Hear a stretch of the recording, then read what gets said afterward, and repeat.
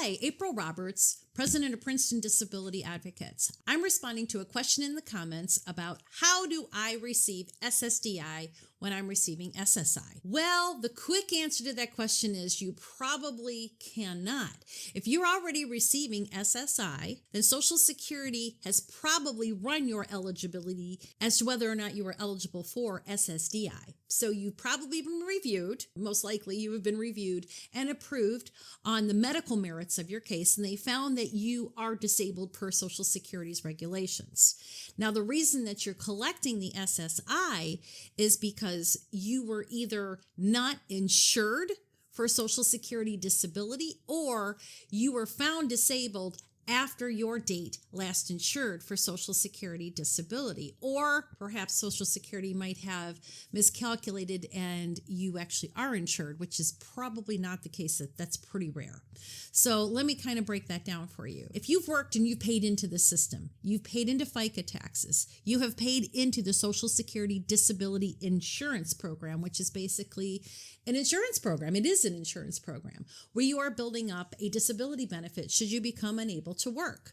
Now, you have to have worked a minimum amount of time to meet the requisite minimum work quarters. We're not going to get into that in this video.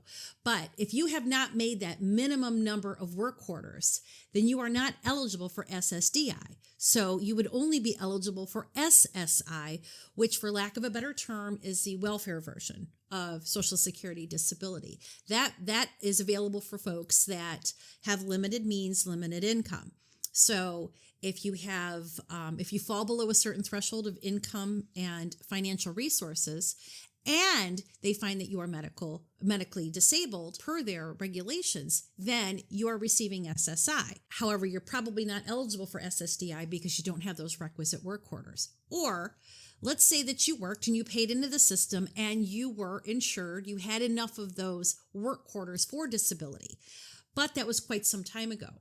Those work quarters do expire, if you will. So let's just kind of, for argument's sake, let's say that you stop working in 2020. Okay, so chances are if you stop working in 2020 and you were working and earning the sufficient work quarters up until that time, your date last insured is probably sometime in 2025. That would mean that if you file for Social Security, your disability, your date that your disability starts or your onset date of disability would have to be established prior to that date in 2025 in order for you to be eligible for Social Security disability benefits.